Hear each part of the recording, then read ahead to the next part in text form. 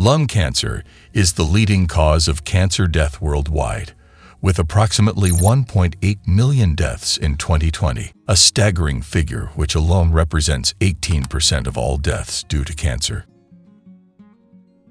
In many cases, lung cancer remains asymptomatic in the initial stages, and in fact is often diagnosed during tests carried out for other reasons. If in the last video, which you can find by clicking here above, we saw what are the most common signs and symptoms of lung cancer, in this one we will see what are some risk factors that have been shown to increase the chances to develop this malignant neoplasm. Tobacco smoke. According to the most recent scientific evidence, over 7,000 chemical substances have been identified in cigarette smoke, of which approximately 250 are harmful to health and at least 69 are carcinogenic to humans and animals. Cigarette smoking is in fact the main cause of lung cancer, responsible for approximately 85–90% of cancer diagnoses. This means that 8 to 9 out of 10 cases of lung cancer are directly attributable to tobacco use or exposure to secondhand smoke.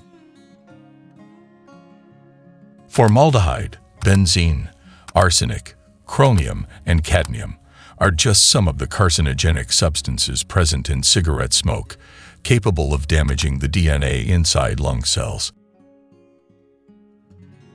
According to a study published in Science in 2016, there is an average of 1 genetic mutation in a lung cell for every 50 cigarettes smoked.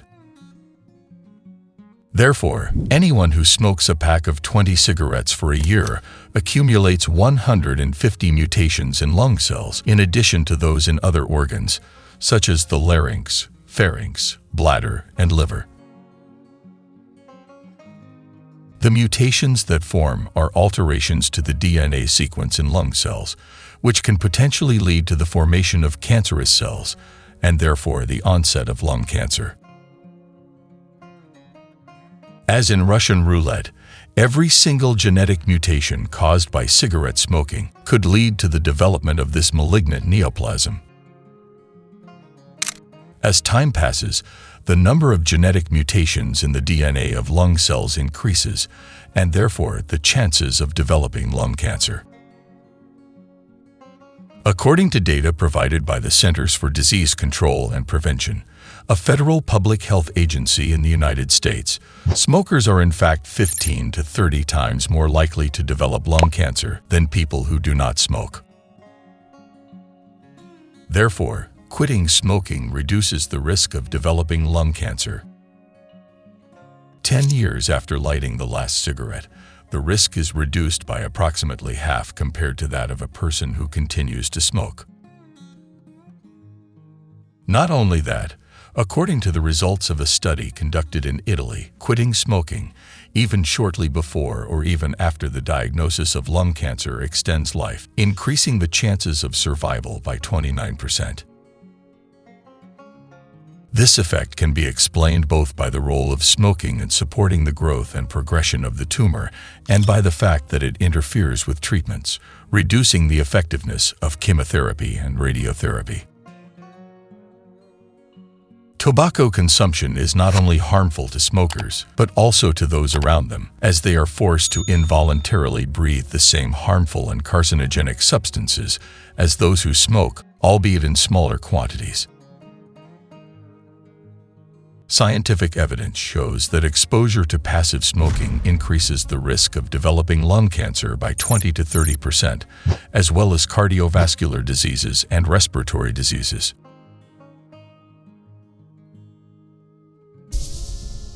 Radon.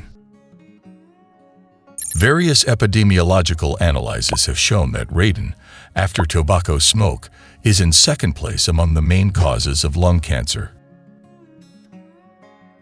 Radon is a radioactive gas of natural origin, which is formed from the decay of radium within the uranium decay chain. Radon is present throughout the Earth's crust, as it forms naturally in rocks and soil, from which it can penetrate and accumulate inside buildings, for example, in schools, offices, but above all in our homes. Any opening in the ground, even if microscopic, under our home, therefore represents a potential entry point for radon. From small cracks in the foundations to the joints between floors and walls, from empty spaces around pipes to passages in electrical, heating, and plumbing systems. In fact, radon levels are generally higher in cellars and on the lower floors of buildings, as well as in closed environments with poor ventilation.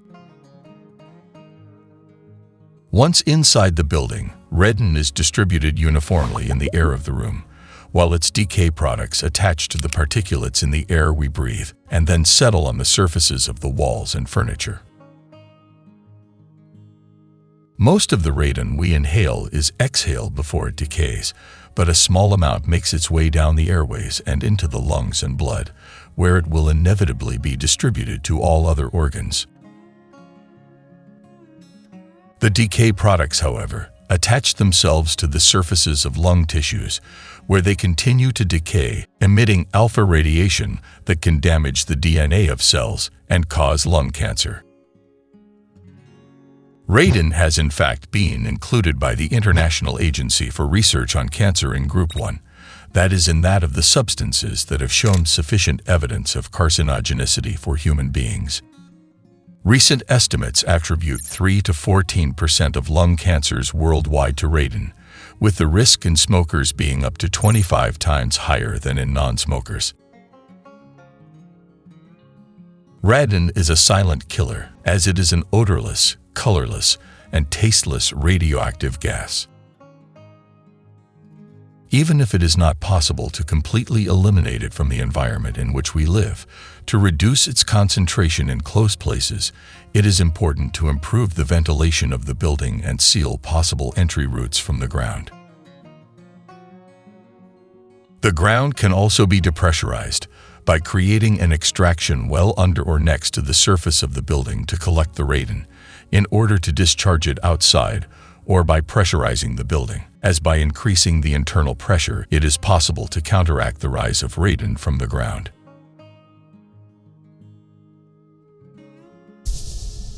Air pollution.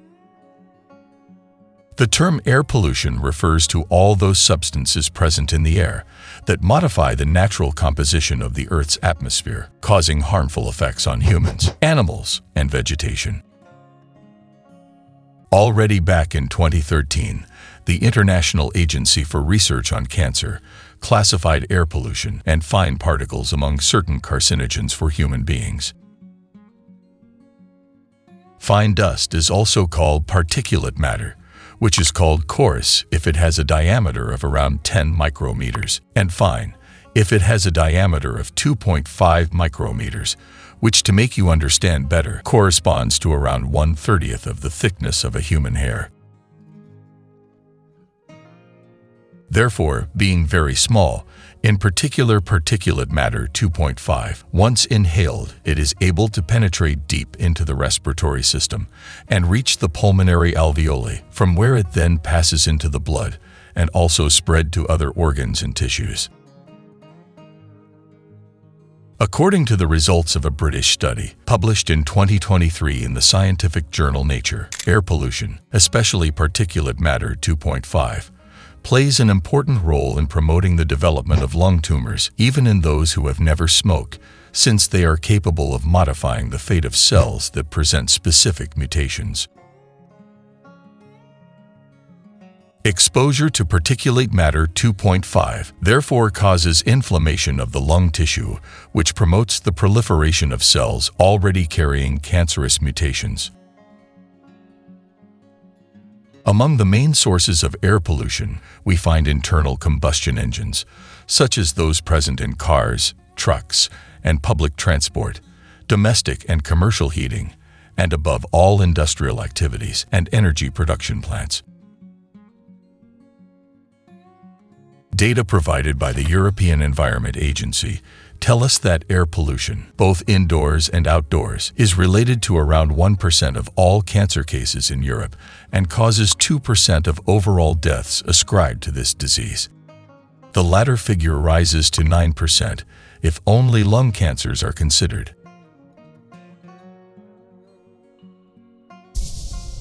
Occupational exposure to chemical carcinogens. Exposure to carcinogens in the workplace is a major health and safety concern for workers worldwide. This problem affects a wide variety of professions, where millions of people are exposed to potentially toxic and carcinogenic substances every day. Asbestos, for example, such as arsenic, silica, nickel, and coal fumes, are just some of the chemicals now known to increase the risk of developing lung cancer. They are used in various workplaces, especially in industries, from manufacturing to chemical, from construction to mining. It is estimated that approximately 10% of patients with lung cancer have been exposed to occupational carcinogens. In conclusion, although cigarette smoking undoubtedly represents the main risk factor for the onset of lung cancer, environmental and occupational exposure to radon, asbestos, and other heavy metals, as well as to air pollution, contribute strongly to increasing the probability of developing lung cancer.